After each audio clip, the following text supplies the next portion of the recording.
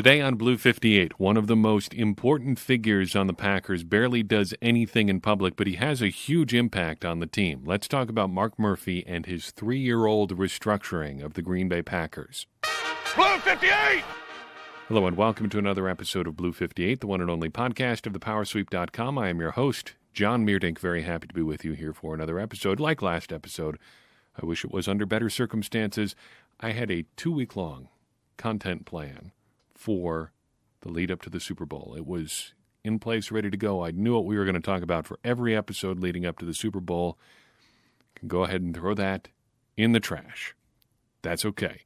We can go through the offseason together. And other than the unpleasantness of the offseason arriving in the way that it did, I actually do like a lot of the offseason. I think we can really grow as football fans and as people who understand the Packers during this time.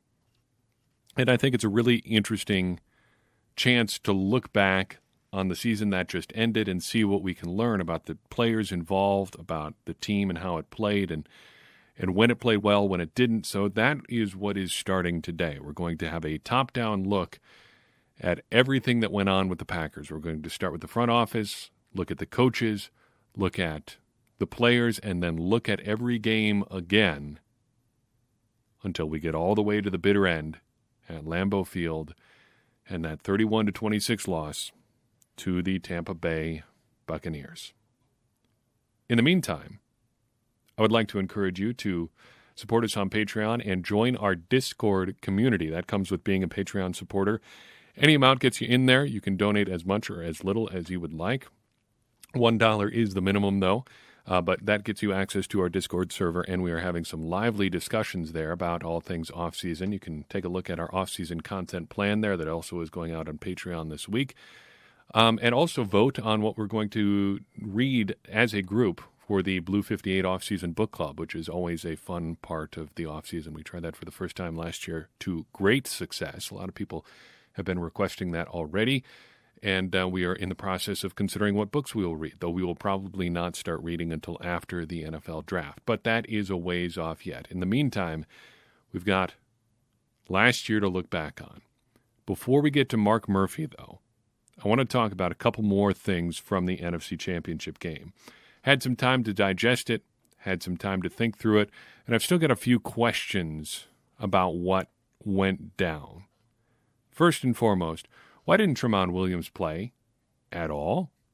He ends the NFC Championship game with 0 snaps. He was the only active non-quarterback on the Packers roster to not play. You can look right there in the NFL game book for this game. It says, did not play, Tim Boyle, Tramon Williams. I don't understand that. I don't understand it for a couple of reasons. First, Tramon Williams has to be a better option than Will Redmond. He just has to be.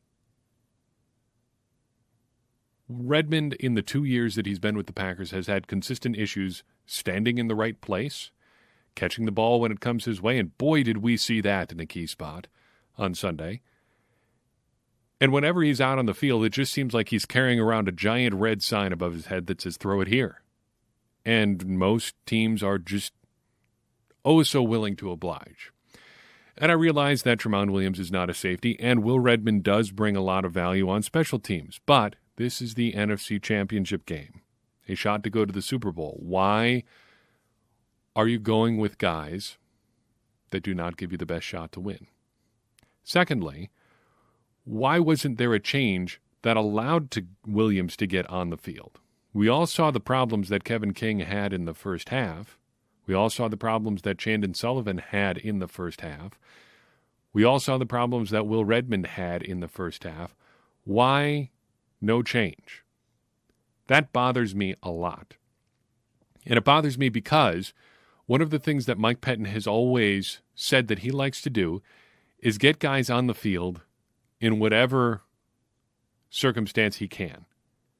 Whether it's a small package or a big package or whatever, he wants to use guys who he thinks can contribute. But over the time that he's been here, we haven't really seen that play out. Instead, we end up seeing guys fall into a category that I call Pettin's preferred. He's got his preferred guys, and he plays those, and that's fine. But then don't tell us that you want to get guys on the field if you think they can contribute however many plays it happens to be. There's a lot of evidence of him doing that in the past.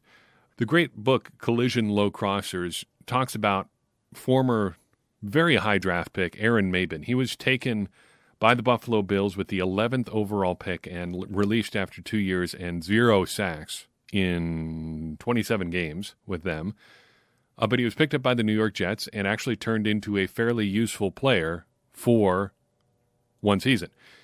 That was in large part because Mike Pettin was able to help Rex Ryan get him on the team or get him on the field in a very small package. They could figure out what to do with him in a small situational role that allowed him to do the things that he did well, getting to the quarterback.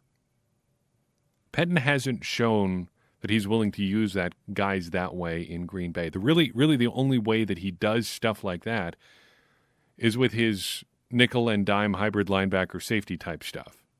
Well, everybody in the league does that now. That doesn't set you apart as a defensive coordinator. And why can't you figure out a way to make a change down the stretch in the NFC Championship game? I just don't have an answer for that. And this is the frustrating thing about all these questions, about all the things that comes out of the NFC Championship game. We are never going to have answers for any of it. Even the last significant play call in that game, the decision to go for the field goal instead of the touchdown on 4th and 8 from the Buccaneers' 8-yard line. We've got Matt LaFleur saying, anytime something doesn't work, you regret it. You've got Aaron Rodgers saying, I thought we were going to have 4 shots there. You've got even some analytics that say it may not have been an entirely indefensible decision. We're just never going to know what would have been different if they had gone for it. And that's the frustrating thing about being a fan. There are no answers to that. Second big question I have is, how did the Packers do in our paths to victory? So I laid out 6 things I thought the Packers needed to do to win the game in our Friday preview before the NFC Championship game.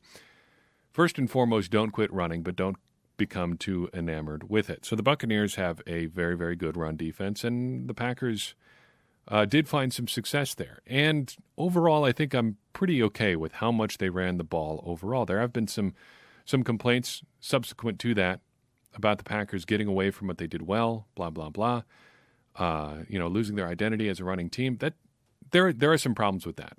First, the Packers are not really a running team. They're a passing team. They run more than they pass, or they pass more than they run. In neutral situations especially, first and second down, outside of 2 minutes remaining in either half, with the game relatively close, they pass about 55 to 60% of the time. That's not a running team. And I'm also not of the belief that running the ball would have prevented any more sacks. I've seen a couple arguments say that getting away from the run game diminishes your play-action pass. We'll take that on in a second. It also just forces you to be a straight drop-back pass outfit, which exposes you to more pass rush type stuff. That really doesn't bear water with where the Buccaneers sacks came in the game. Most of the sacks did not come in long yardage, obvious passing situations. It's not like the Packers are getting behind the sticks and that's where they gave up their sacks. Here's where their sacks came, 5 of them. 3rd and 9, 2 plays after a run. So it wasn't like they didn't try to establish the run there using that outdated concept. Another sack on 2nd and 8, okay. Not really much you could do there. A sack on 1st and 10. A sack on 3rd and 5. This was the first 3 and out after a Brady interception. 3rd and 5 should be a quick pass anyway. The tackles just got annihilated here, so it's not like Rodgers was taking some kind of deep drop because they were way behind. And then another sack on 1st and 10. I really don't see how running the ball would have changed anything there. Secondly, there are mountains and mountains of evidence that show that running the ball does not improve your play-action passing. It is an old coach-speak thing, and it just does not happen to be true. It just isn't. There is no other way to say it. People talk about setting up play action with the run. It just does not work that way. That's not how it works. Running the ball for the Packers on Sunday would not have made their play action more effective because that is simply just not how it works. I know that's a lot more harsh than I usually am. I usually try to show data and stuff behind it, but the data is so clear on this, it just does not change anything. It just doesn't. The one caveat here as to how the Packers use their run game is that I wish they had run in the red zone more. You talk about those 2 trips where they came up empty, multiple throws by Aaron Rodgers into the end zone. They didn't even attempt to run the ball one time. Not with Aaron Jones, not with Jamal Williams, and especially not with A.J. Dillon. And this is something I've never understood about their A.J. Dillon use. They just do not use him in that part of the field at all. Did a little research on this today. Very, very strange fact. Outside of the Tennessee game, A.J. Dillon had 0 red zone carries all year. Not a single one in any game all year. Not even by accident. He had 6 carries all year long in opposing territory outside of that Tennessee game. It just doesn't make any sense. Why not throw your battering ram running back out there? It's like the Packers decided that they wanted to buy a really expensive, really impractical sports car and then just use it to go get groceries. They spent a premium draft pick on this running back and then just didn't ever hardly use him. We're going to take him out to get groceries once a week. And there will be our fun trip around the neighborhood in our Ferrari. The second thing that I really wanted the Packers to do as a path to victory here was find mismatches and exploit them. I think this one is kind of a push. Devontae Adams lined up in the slot at all, but we didn't see as much motion. We did see a little bit early when Aaron Jones was still on the field and healthy, but after he got hurt, it really evaporated. I do think they did a pretty good job of getting people into positions where they were capable of exploiting the opponents. There was just some other stuff going on that made that less practical. Robert Tonyan, though, for his part, did not seem to make much of an impact in this game. I also wanted the Packers on offense to take some deep shots. Worked pretty well. I wish they'd tried it more. There was one obvious deep shot that worked pretty well. A couple others to MVS that, I don't know, you can hem and haw about those being a little bit off target, but, I mean, pretty good coverage. A lot of hand fighting down there, too. I wish they had just tried it more. That's a trap the Packers seem to fall into a lot. Playing defenses like the Buccaneers, they're just going to try to go short, and it just doesn't always work out for them. In fact, it rarely does. On defense, hit Tom Brady, that's going to be a no. Generally speaking, the Packers did not do a good job of getting to Tom Brady. Got some push early from Kenny Clark up the middle, but generally speaking, just was not enough pressure on Tom Brady. They did collapse the middle on occasion, but generally speaking, I think this is a no as well. They did not follow this very well. We did not see as much Zadarius Smith in the middle of the field as I thought we would, which is a little bit disappointing and a little bit mystifying. I thought we were going to see a 3-edge group with Kenny Clark in the middle along with Zadarius Smith and then Preston Smith and Rashawn Gary on the outside, but I didn't see that a whole lot, and that was mystifying as well because Zadarius Smith was one of the best interior pass rushers in the entire NFL this year. That it just boggles the mind a little bit. As far as playing press man coverage, I think we got a bingo here. The Packers did a pretty good job playing man-to-man coverage throughout the entire game.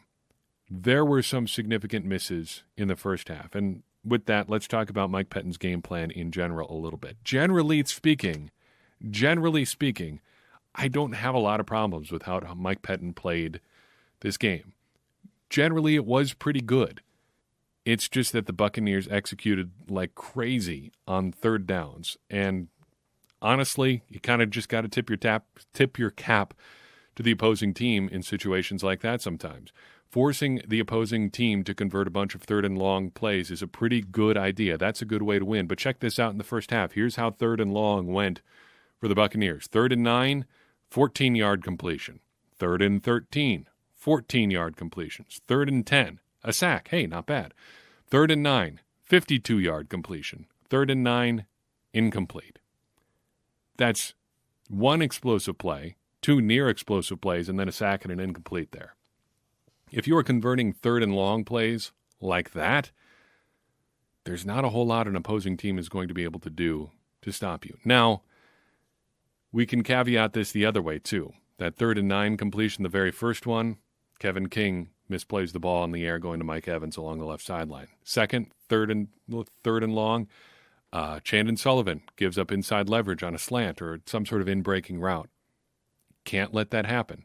Tom Brady knew where Kevin King and Chandon Sullivan were every single time. And so we're left with the Packers on the outside looking in part because of poor performance on defense in an NFC Championship game again. And that brings me to Mark Murphy. Let's talk about Mark Murphy a little bit. Back it up a little bit. Evaluating Mark Murphy is kind of like looking for a black hole, or at least how looking for a black hole used to be. I realize that we can now somehow photograph black holes, which is incredible. That's one of those things, not to get too far off on a tangent here, but as a lifelong fan of space exploration and everything that goes into it, the idea that we are now able to take pictures of black holes is incredible. Because I remember being 8, 9 years old and watching stuff on like Nova and PBS or whatever about space and all the crazy stuff out there, and just hearing about these black holes and how they were gobbling up everything that came within millions of miles of them, or however long it is, just was baffling. And no one can see them because they swallow up light and all of those sorts of things. And now science has advanced to the point where you can take pictures of them, and that is all just super neat. But it used to be you're basically looking for where stars should be and seeing how the gravity in that area is affected by this supermassive object that's super dense and affecting everything around it. And in a way, that's kind of like Mark Murphy. You're kind of looking for what's not there. Murphy affects the Packers in so many ways, yet it's not like he just gets up in front of a microphone on a weekly basis and says, yes, here are the things that I did that affected what the Packers are doing today. Many of the changes that he made are long-running, and I think it's time to talk about those changes. Because as we look back on Packers history, I think we can say that we are squarely in the middle of the Mark Murphy era. I think you had the Ron Wolf era, you had the Ted Thompson era. I think we are now in the Mark Murphy era. Early 2018, after Ted Thompson retired, or was moved out of his role, however you want to characterize it, we did a podcast. I didn't look up the exact episode number. It doesn't really matter, because I'm going to repeat the salient points for you here. We talked about how this is Mark Murphy's now, and we're all living in it. And generally speaking, I think his moves and his decision to become more involved in football activities has been a good one. It has freed up a lot of the, cleared up a lot of the siloing issues the Packers have had. It has gotten the team president, the de facto owner of the team, more involved, which is never a bad thing. But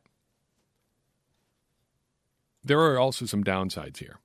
And in that 2018 podcast, I compared Mark Murphy's decision to reorganize the power structure of the Packers, to basically have everyone report more directly to him, to the Marian reforms of Roman history, to non-students of Roman history. There was this important person in Roman history a long, long time ago, prior to when things really got cooking for the Romans, named Gaius Marius. He reformed how the Roman army worked, but also laid the groundwork, incidentally, for the fall of the Republic. He made the Roman army a lot more efficient. Way back, once upon a time, the Roman army was basically a volunteer army. Anytime they needed to face a threat, they had to raise up soldiers and just send them off and say, do your best. Preserve the Republic. Hope that you, guy who was a farmer up until 15 minutes ago, can figure out how to stick that pointy thing into somebody from the other team and keep us all safe. We're all counting on you. Do your best. What Marius said was, hey, what we should do is figure out what works as far as military strategy, and then just have like a permanent group of soldiers who do just that. Let's make it worth people's while to stick around and do this dangerous job. We'll probably be safer, all of us, and then when we actually need an army, we're going to have some worthwhile soldiers around. And it worked great. The Roman army became the envy of the Mediterranean. They went on to become the force that everybody knows them to be today, but there was this one little subtle problem with these reforms. the Army became wildly effective, but the Army's loyalties changed. Here's how Wikipedia puts it. The loyalty of the legions shifted away from the Roman state and toward the generals who led the army, as soldiers now had a direct financial incentive to support their generals' ambitions. It became alarmingly common for a general to prolong his imperium by using the army to influence the Senate and consolidate his power. Some even went as far as to declare war on their political enemies, leading to civil war. If you are a student of Roman history at all, you know exactly what this led to. This led to the most famously titled man in all of Roman history, a man by the name of Julius Caesar. Wasn't actually his title, that was just his name. But the position he basically created out of thin air went on to be what they called a whole bunch of other people who had the same job after him. He was such a good general that all of his soldiers, following the reforms that Gaius Marius had laid down, became loyal to Julius Caesar instead of loyal to Rome. And you can see, if you're trying to hold together some sort of democratic system, why that would be a problem. If you want your guys fighting for the United States of America, you want them to have incentive to be loyal to the country, not loyal to the guy who's bossing them around on the ground. Caesar exploited that, raised up a fanatically loyal army, trained them incredibly well, piled up a whole bunch of wealth for them by conquering most of Europe and committing the odd genocide as he did it, and then goes back to Italy and says, all right, I'm in charge now. Deal with it. And they did, and they killed him. That is entirely beside the point. The point I'm trying to make by using that very extended analogy, and it's the off-season, so you'll forgive me if I extend analogies a little bit, is that Mark Murphy's reforms to the Packers were necessary, but they may also have side effects, and I think we may be dealing with some of those side effects this year. It's nice to have been in this business long enough to be able to refer back to predictions you made years ago and be able to review them now. In 2018, Mark Murphy took a much more active role in how things played out for the Packers. He hired Brian Gutekunst after Ted Thompson retired, and a year later he was very active in the hiring of Matt LaFleur. But that's the good stuff. The black hole stuff is more of a mixed bag, I think. Now, we don't have hard information on this, but it seems like Mark Murphy had a very active role in two things. First, retaining Mike Pettin as defensive coordinator after the 2018 season into 2019, and then possibly last year after an embarrassing defeat in the NFC Championship game. Secondly, it seems like there may have been some sort of organizational role in the failure of the Packers to hire Darren Rizzi, who seemed to be Matt LaFleur's preferred choice for special teams coordinator. Now, not to put too fine a point on it, but the Packers' defense and special teams have been not too great the last two seasons, and it's not clear, again, how big a role, if any, Matt LaFleur had in either of those decisions. Mark Murphy was very concerned about siloing in the Packers as an organization, and that's why he decided to get involved. It's possible, maybe even probable, that Murphy's involvement has pushed the needle the other way. Maybe he is now too involved. Maybe being involved at all is too much. The old model, under former President Bob Harlan, was to hire the very best people you could to be in charge of the football side of things. Ron Wolf, Ted Thompson, and so on. Oh, I guess that's it. And then get out of the way. Mark Murphy has been more active than that, and there are at least two decisions that we can point to that say maybe that was not a good idea. If Mike Pettin is fired, I hope that the process very clearly indicates who is in control, and I hope that person in control is Matt LaFleur. Because by and large, in his 2 years now at the helm of the Packers, Matt LaFleur has shown that he is capable of making very good decisions and doing them regularly.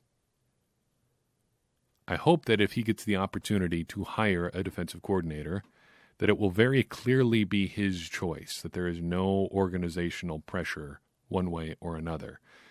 We have indications that may have been the case in the past, though nothing confirmed, And if Mark Murphy is involved in that, and if it has hurt the Packers now 2 years in a row, that is a big, big problem.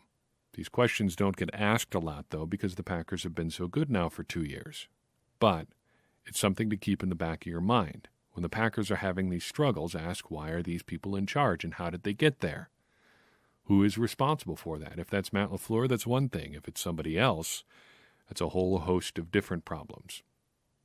And I realize, to bring things back to where we started here, that this is not necessarily hard evidence one way or another on Mark Murphy. But I think it's important to talk about him anyway, even if we don't have hard information. The power structure in Green Bay is relatively unique in the last couple generations of Packers history. The effects that it has are important and will shape perhaps the next generation of Packers history. And that's always worth considering as we're watching it unfold. That's all I've got for you on this episode. Do appreciate you listening in. We've got a lot of great off-season content coming, and I am very excited to bring it to you. Yes, it would be great if the Packers were in the Super Bowl, but we can get through the off-season together. And another season is not all that far away. Plus, we've got all kinds of time to talk about other interesting stuff. Take long detours into Roman history or Lord of the Rings or Star Wars or whatever else we would like to talk about. That's what we can do together. It's our podcast. We can explore whatever topics we want, and I'm hopeful that you will be with us as we go throughout the entire offseason. If you want to bring friends, that's even better, because I'd really appreciate it if you share this podcast, if you enjoy it, with somebody you think would enjoy it as well. That's how we're going to grow this thing. That is the number one source of new listeners for Blue 58 is your referral. So if you do that, I am very grateful and appreciative of it. And if you like what you hear here, check out our Patreon content as well. And if you chuck in a buck there, you have an opportunity to join our Discord server too and interact with more Packers fans and myself as well. It's a good time. In the meantime, continue to have conversations about the Packers. Join us here as we all try to become smarter Packers fans, because as I always say, smarter Packers fans are better Packers fans, and better Packers fans are what we all want to be. I'm your host, John Meerdink. We'll see you next time on Blue 58.